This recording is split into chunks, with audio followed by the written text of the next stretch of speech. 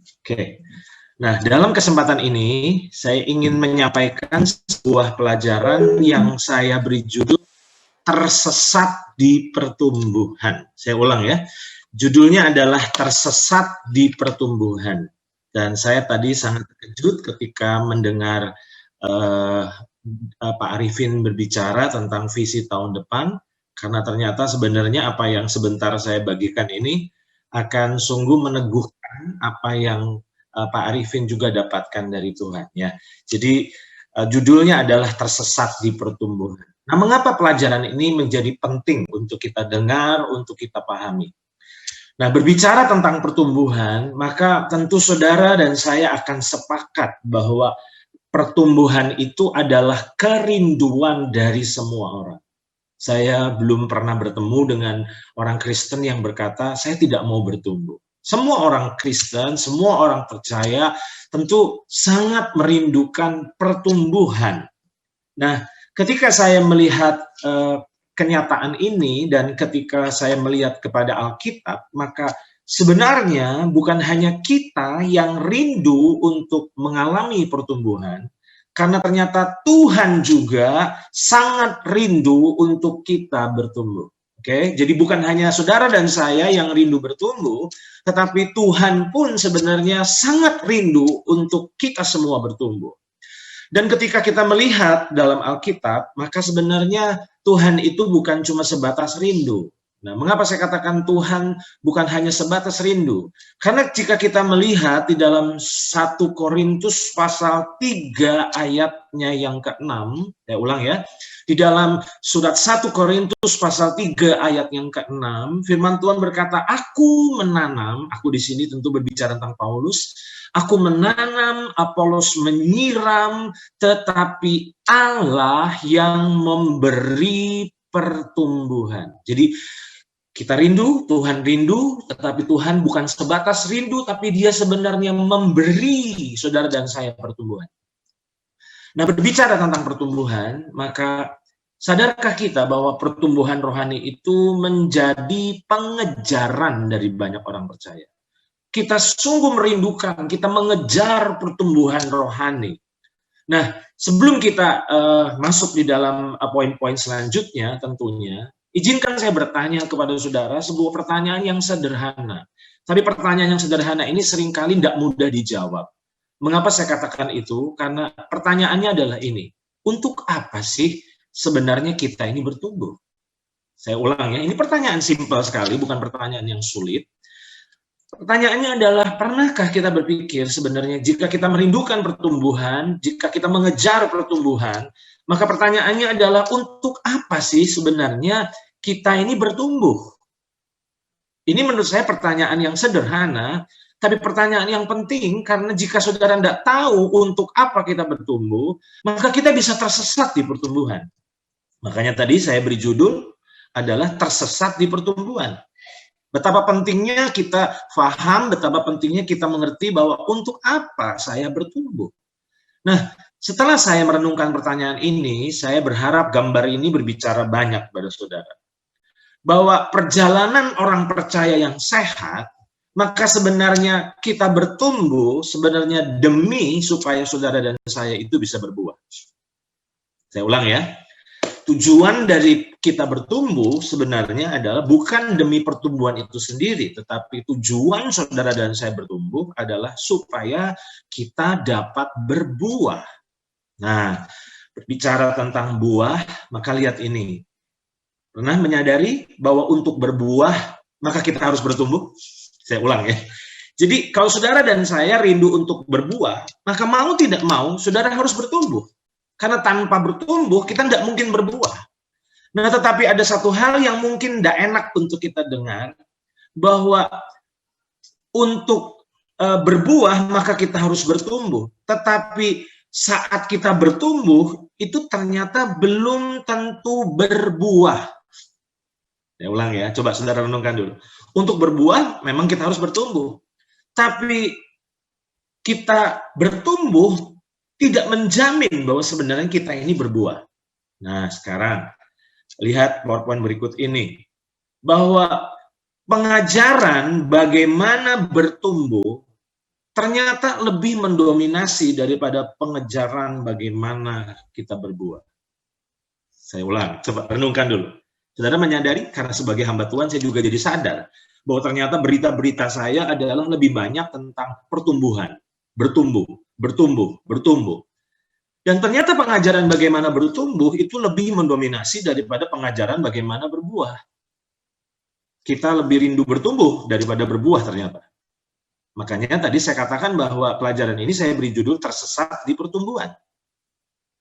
Nggak heran, karena pengajaran tentang bertumbuh itu lebih banyak, maka jemaat lebih menyadari bahwa pentingnya bertumbuh daripada berbuah.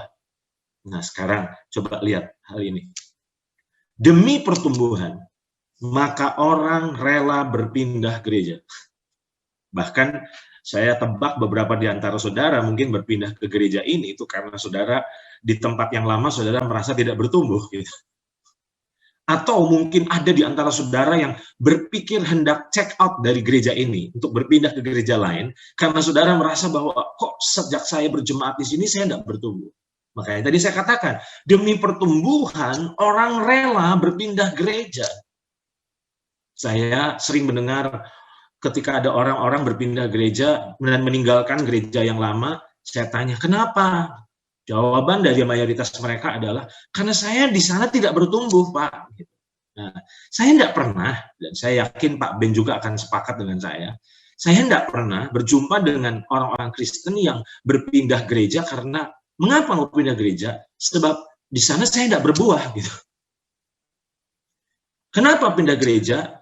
Mayoritas berkata karena saya tidak bertumbuh. Saya tidak pernah menemukan, atau saya belum pernah menemukan orang berkata, saya pindah gereja demi saya berbuah. Makanya tadi saya katakan, hati-hati bahwa setiap orang percaya dapat tersesat di pertumbuhan. Kita mengejar pertumbuhan, kita mengupayakan pertumbuhan, tapi kita nggak sadar bahwa sebenarnya bertumbuh itu supaya kita dapat berbuah.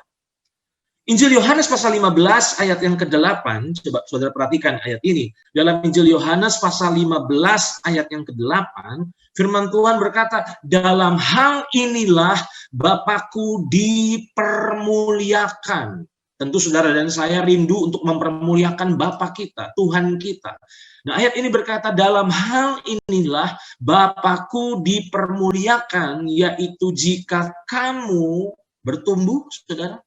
Tidak. Ayat ini berkata, dalam hal inilah Bapakku dipermuliakan, yaitu jika kamu berbuah banyak. Dan dengan demikian, ini garis bawahi kata ini, yaitu saat kita berbuah, kamu adalah murid-muridku. Jadi ternyata, saudara, untuk kita mempermuliakan Tuhan, tidak cukup praise and worship 30 menit. Nggak cukup praise and worship 1 jam. Karena ternyata sebenarnya, kalau kita benar-benar rindu mempermuliakan Tuhan, maka kita harus berbuah. Dan berbuah itu adalah bukti bahwa kita adalah murid sejati. Nah, sekarang sampai di titik ini, apa sih sebenarnya perbedaan bertumbuh dan berbuah? Saya ajak untuk saudara merenungkan hal ini ya. Apa sih perbedaan dengan antara bertumbuh dan berbuah? Bertumbuh itu sebenarnya bagi diri sendiri. Sedangkan berbuah itu adalah bagi orang lain. Saya ulang ya saudara, bertumbuh itu sebenarnya bagi diri kita sendiri. Sedangkan berbuah itu bagi orang lain. Nah, sekarang lihat gambar ini. Saya berharap gambar ini menjelaskan poin ini ya, bahwa hanya saat kita berbuahlah, maka kehidupan kita dinikmati oleh orang lain. Saya ulang, ini penting. Hanya saat kita berbuahlah, maka kehidupan kita itu dinikmati oleh orang lain. Jadi coba lihat, sebuah pohon itu kapan dinikmati manfaatnya? Bukan saat mereka bertumbuh, bukan saat pohon itu bertumbuh, tapi saat pohon itu berbuah. Ingat, tadi saya katakan, kita bisa saja bertumbuh dan terus bertumbuh, tapi tidak menjamin kita berbuah. Ambil contoh, di depan rumah saya pernah menanam sebuah pohon mangga.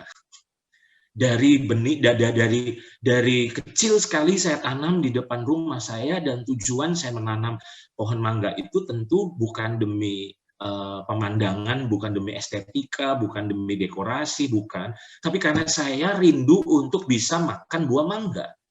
Dan ternyata dari hari ke hari, dari bulan ke bulan, bahkan dari tahun ke tahun, pohon itu terus tumbuh, saudara. Pohon itu terus bertumbuh, makin besar, makin besar, makin besar. Tapi sangat disayangkan, makin besar, makin besar, makin besar, makin besar. Tapi ternyata tidak pernah bertumbuh. Sampai ketika saya harus merenovasi rumah saya, maka saya putuskan untuk menebang pohon itu. Karena ternyata pohon itu bertumbuh memang, makin besar buktinya, makin rindang daunnya, tapi ternyata tidak berbuah. Hati-hati, saudara. Jangan-jangan di tahun 2020 ini saudara bertumbuh memang. Jika dibandingkan dengan tahun lalu, saudara mungkin mengalami pertumbuhan. Saya setuju. Bersyukur tentu untuk terjadinya pertumbuhan dalam kehidupan kita. Tapi jangan sampai tersesat, jangan sampai puas di pertumbuhan karena ternyata bertumbuh itu demi kita bisa berbuah. Makanya saya catat di sini sangat disayangkan. Banyak orang menurut saya sedang tersesat dalam pertumbuhan. Kita berputar-putar terus, berupaya untuk terus bertumbuh, terus bertumbuh, terus bertumbuh, terus bertumbuh. Tapi kita lupa bahwa ternyata sebenarnya bertumbuh itu demi supaya kita dapat berbuah. Sadarkah saudara bahwa seharusnya bertumbuh itu bukanlah menjadi tujuan kita? Karena bertumbuh itu sebenarnya bukan tujuan. Bertumbuh itu kendaraan. Saya ulang ya saudara. Seharusnya pertumbuhan itu jangan dijadikan tujuan. Nah, kita ini salahnya adalah kita menjadikan pertumbuhan rohani jadi tujuan kita, jadi pengejaran kita. Dan akhirnya apa yang terjadi? Kita terus berupaya untuk bertumbuh. Kita rela lakukan apapun. Kita rela bayar harga untuk demi pertumbuhan terjadi untuk kita alami. Tapi kita nggak sadar bahwa ternyata pertumbuhan itu hanyalah kendaraan demi kita bisa mencapai, kita bisa berbuah. Nah, mungkin dari tadi kita mungkin belum belajar ayat dengan lebih serius. Tapi coba kita lihat di dalam Injil Lukas pasal 13 ayat yang ke-6 sampai ayat 9. Ayat ini bagus sekali. Perumpamaan ini bagus sekali untuk menjadi sebuah pesan di akhir tahun ini, saudara. Ya, dan tujuannya adalah demi mempersiapkan kita untuk memasuki tahun baru. Lukas pasal 13 ayat 6 sampai 9, firman Tuhan berkata, lalu Yesus mengatakan perumpamaan ini. Seorang mempunyai pohon ara yang tumbuh. Coba saudara perhatikan ini. Jadi pohon ara ini bertumbuh di kebun anggurnya, dan ia datang untuk apa saudara? Menikmati pertumbuhan? Tidak. Ia datang untuk mencari buah pada pohon itu, tetapi ia tidak menemukannya. Anehnya, pohon ini bertumbuh, tapi pohon ini ternyata tidak berbuah. Jadi jangan puas dengan pertumbuhan, karena seringkali kita bisa terus bertumbuh, tapi tidak menjamin kita berbuah. Nah, selanjutnya, ayat 7. Lalu ia berkata kepada pengurus kebun anggur itu, sudah 3 tahun aku datang mencari buah pada pohon ara ini, dan aku tidak menemukannya. Saya tertarik dengan kata itu. Sudah 3 tahun ditunggu, dan ternyata 3 tahun terus tumbuh. Tapi apa yang terjadi?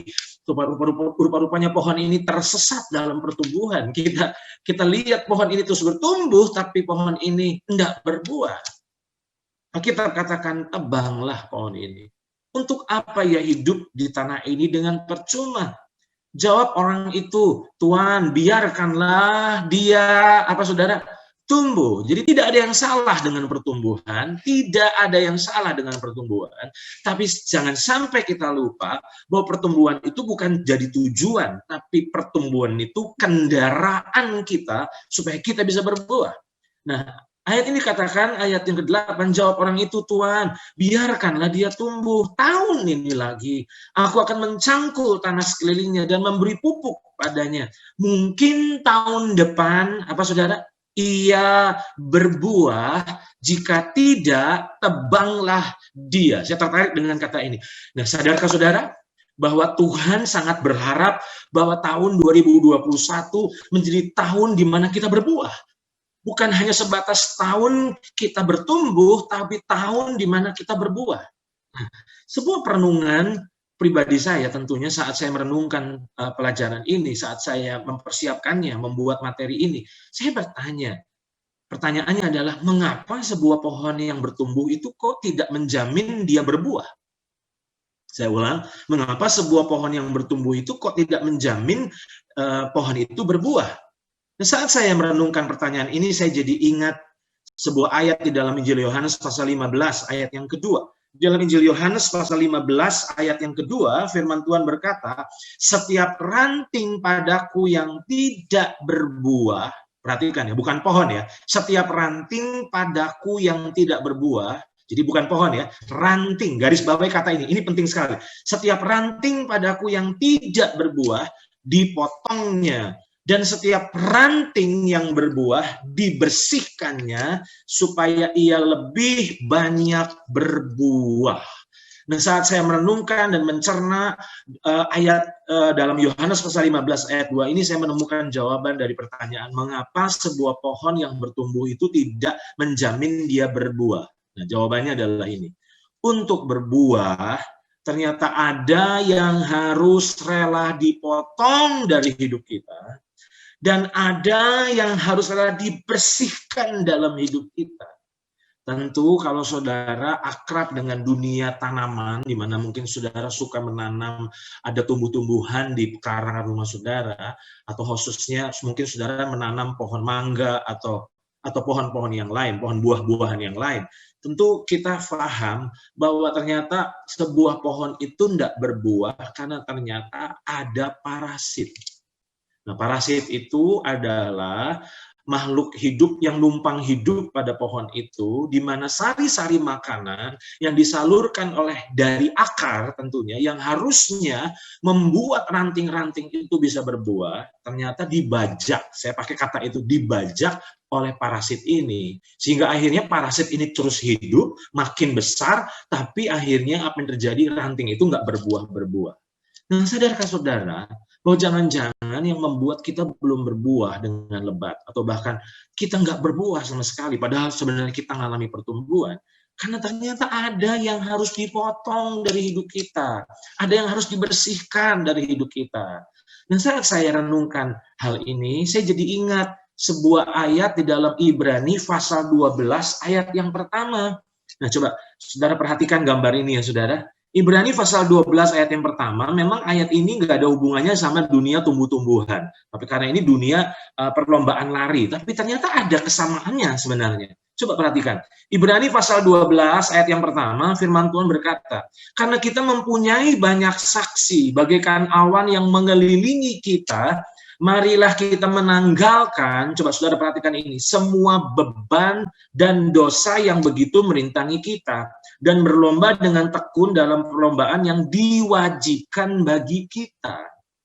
Jadi ternyata kalau kita berlari, maka pastikan kita tuh tidak membawa beban yang berat. Makanya kalau orang pelari itu memastikan dari sepatunya nggak berat.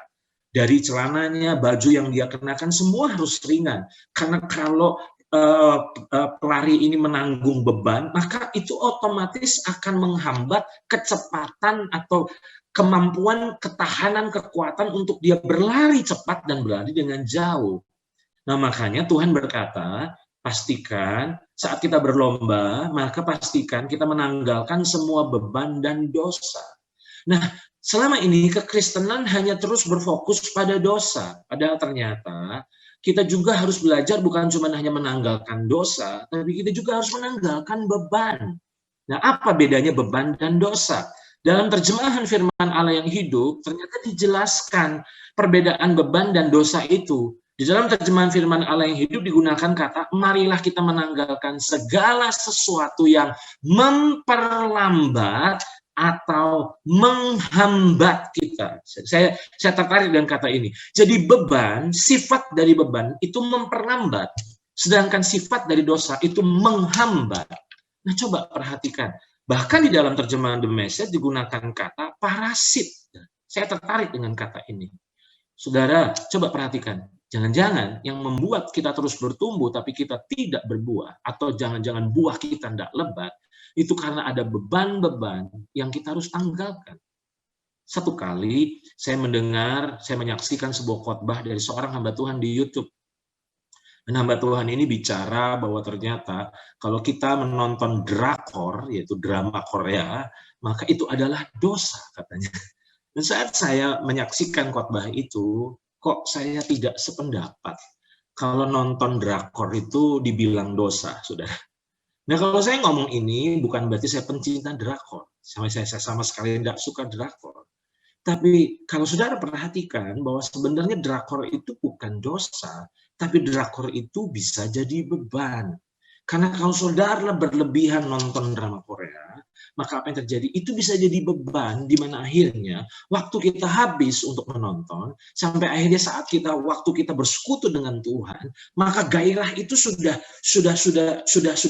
hilang, di mana akhirnya haus dan lapar kita tercuri saat kita akhirnya hanyut dengan menyaksikan drakor berjam-jam lamanya sampai akhirnya harusnya kita puas dengan Tuhan. Dan disitulah akhirnya pertumbuhan rohani kita akhirnya jadi terhambat. Nah, hari ini izinkan Tuhan mulai memeriksa kehidupan kita. Jangan-jangan ada beban-beban yang perlu ditanggalkan. Ada dosa-dosa yang harus kita tanggalkan. Karena kalau itu tetap melekat dalam kehidupan kita, itu akan jadi alasan penghambat untuk kita tidak berbuah.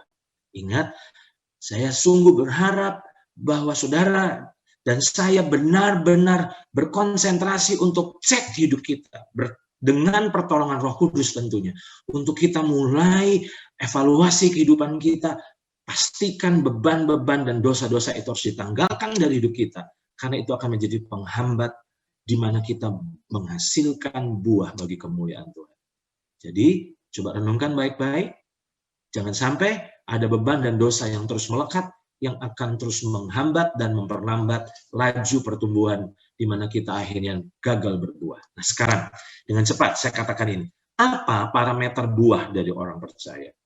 Karena ada orang-orang percaya yang berkata bahwa berbuah itu saat kita terlibat dalam aktivitas pelayanan di gereja. Oke, sekarang pertanyaan saya ada, apakah saat kita terlibat dalam aktivitas pelayanan gereja itu benar-benar kita menjamin kita sudah berbuah? Saya tidak sedang mengecilkan pelayanan aktivitas kita di gereja tentunya, itu baik, itu hal yang mulia. Tapi kita akan kembali ke Alkitab, apa sih sebenarnya parameter buah orang percaya? Ada juga yang berkata bahwa berbuah menghasilkan buah roh, saudara. Di dalam Galatia pasal 5 ayat 22 sampai 23, firman Tuhan berkata, tetapi buah roh ialah kasih, sukacita, damai sejahtera, kesabaran, kemurahan, kebaikan, kesetiaan, kelemah lembutan, penguasaan diri, dan tidak ada hukum yang menentang hal-hal itu. Nah, satu kali saat saya membaca ini, saya tertarik dengan kata buah roh. Rohnya tidak ditulis roh kecil, bukan roh kita. Ini roh besar. Berarti sebenarnya ini adalah buah Roh Kudus.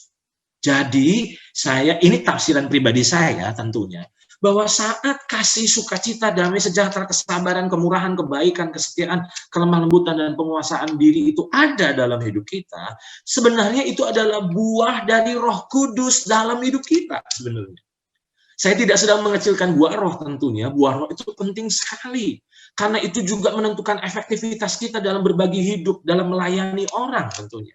Tetapi, apakah saat kita menghasilkan kasih, sukacita, damai sejahtera, kesabaran, kemurahan, kebaikan, dan lain-lain itu, yang 9 itu, lalu kita berkata, saya sudah berbuah?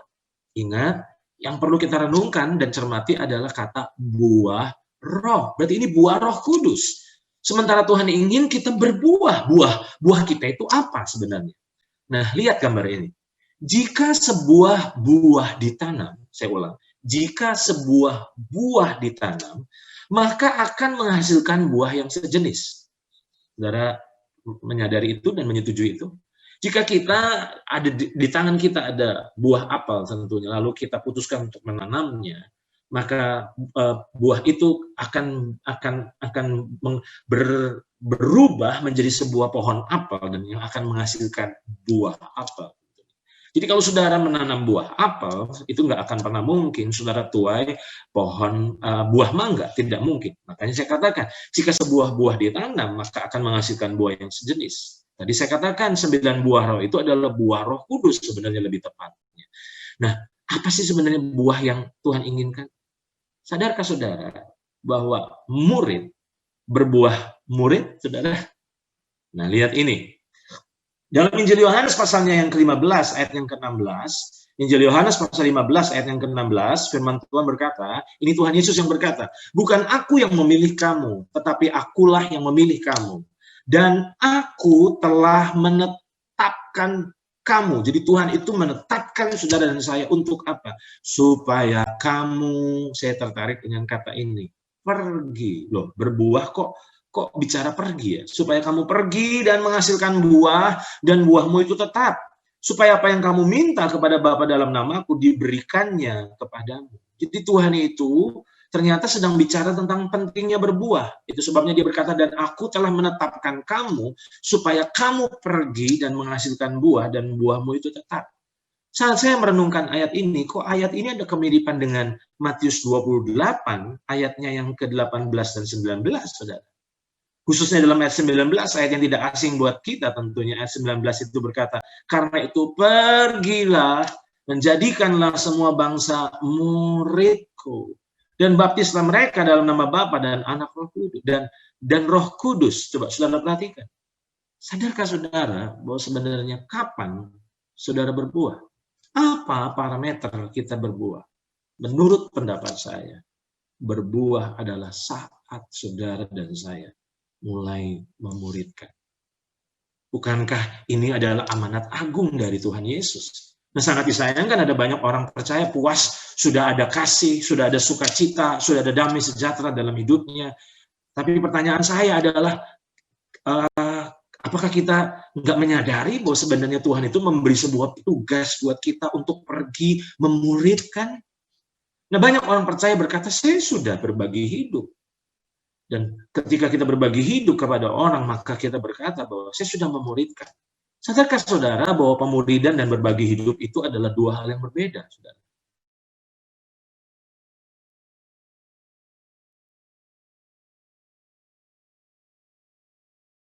Saya ambil contoh. Mengapa saya katakan saja berbagi hidup dengan apa? Sharing.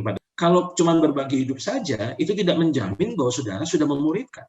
Karena pemuridan itu menuntut tiga hal. Menuntut apa? Stamina, komitmen, dan konsistensi. Kalau kita cuma hanya sebatas berbagi hidup, maka kalau mood, maka kita akan kunjungi orang itu, kita layani orang itu. Tapi kalau mood kita nggak mendukung, kita berkata nanti deh, kayaknya nggak tepat waktunya. Nah, makanya saudara, berbagi hidup itu tidak membuat kita memuridkan. Karena saat kita memuridkan, maka kita berkomitmen untuk mendampingi orang itu, untuk menuntun orang itu, untuk membimbing orang itu secara konsisten. Bukan cuma sewaktu-waktu, bukan hanya kadang-kadang. Dan itu ternyata menuntut stamina, saudara. Nah, sekarang berbicara tentang stamina, saya mau singgung sedikit di sini. Sadarkah kita bahwa stamina itu diperoleh saat kita berani mengambil tanggung jawab?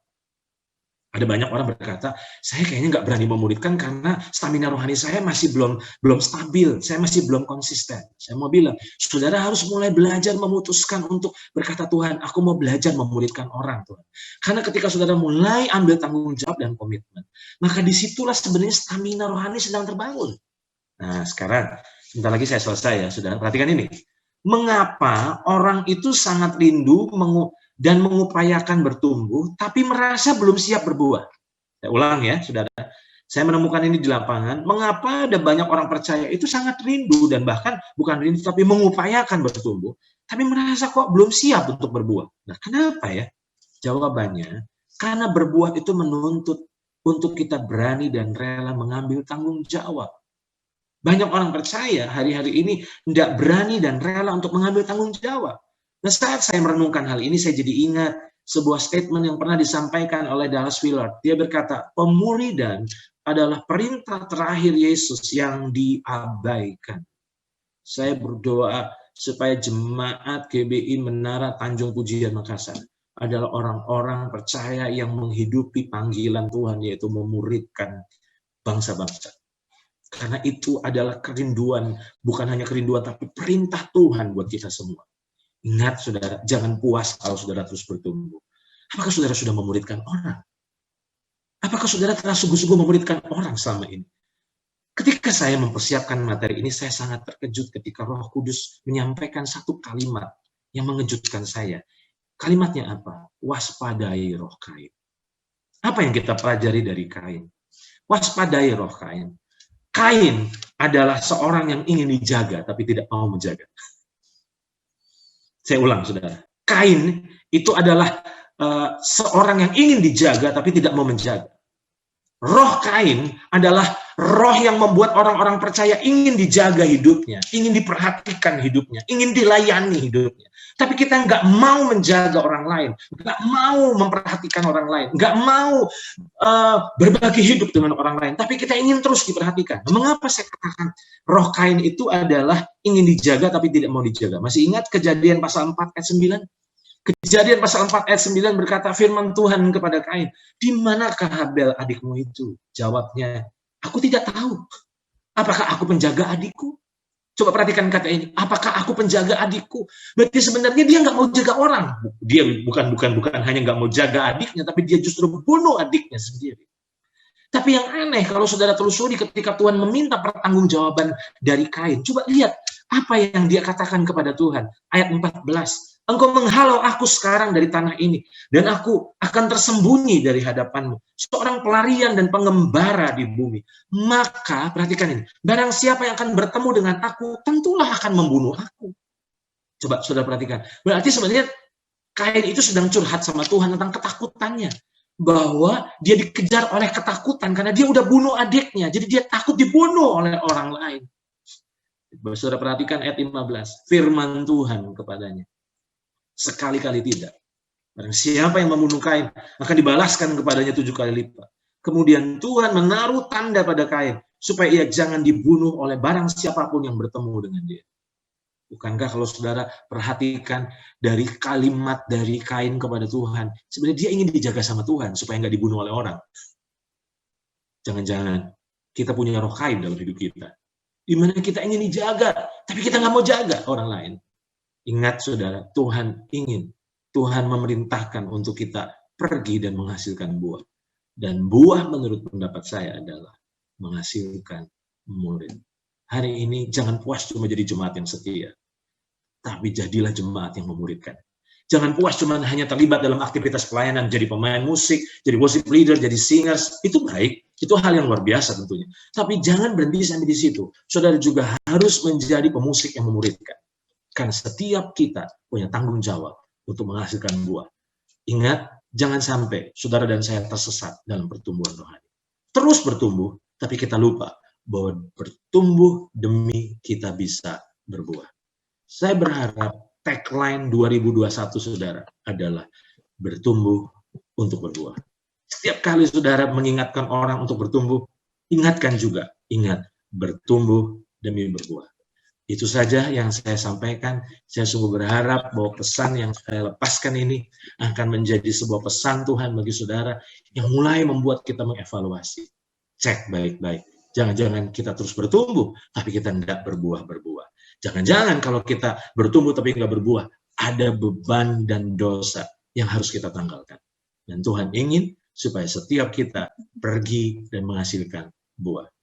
Itu yang saya sampaikan, dan saya ulang sekali lagi, selamat hari Natal dan selamat tahun baru tentunya. Sebentar lagi kita akan masuk tahun baru dengan sebuah pemahaman yang baru bahwa pertumbuhan itu adalah demi